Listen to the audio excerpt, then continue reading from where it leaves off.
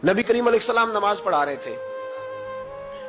जोहर की नमाज थी, असर की नमाज थी। सही मुस्लिम में मौजूद है। हजरत अबू हुरैरा फरमाते हैं नमाज पढ़ाते पढ़ाते नबी पाक ने कदम आगे किया। नमाज पढ़ाते पढ़ाते कदम आगे किया और यूं हाथ उठाया, फिर वापस कर लिया।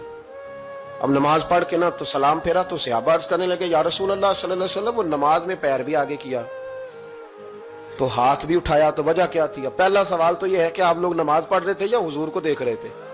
तो सहाबा तो पहले ही बताते हैं कि भाई हम तो पहली साफ में नमाज इसलिए पढ़ते थे कि नमाज भी होती रहती थी और चुपके चुपके महबूब की दीद भी होती रहती थी। हुजूर से पूछा, या रसूल अल्लाह, वो नमाज पढ़ते पढ़ते कदम आगे बढ़ाया आपने तो फिर पीछे कर लिया, क्या था?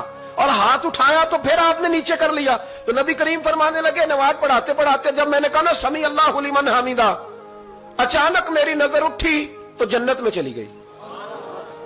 नजर उठी तो जन्नत में, तेरे लिए 2-4 कदम अर्श बरी है। तो महबूब फरमाते हैं जब मेरी ऊपर नजर गई ना तो मैंने देखा कि अंगूरों का एक खोशा लटक रहा है जन्नत में। तो मैंने हाथ बढ़ाया कि तोड़ लूं।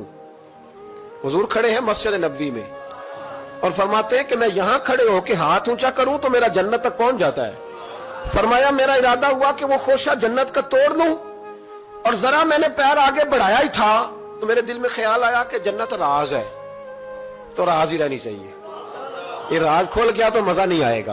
तो मैंने फिर वो हाथ वापस कर लिया। सहाबा कहते हैं जब नबी करीम ने ये बयान किया तो हमारे चेहरे न तजस्सुस से खेल उठे, तजस्सुस से। हम कोई बात और भी सुनना चाहते थे तो महबूब फरमाने लगे, अगर मैं वो खोशा तोड़ के ले आता और तुम्हें दे देता, तुम कयामत तक भी खाते रहते तो तुमसे खत्म नहीं होना था। ये सही मुस्लिम की हदीस है। ओ भाई, मेरे रसूल करीम के वाक़या में राज पे शिकवा करना, कहना समझ में नहीं आती कैसे गए थे।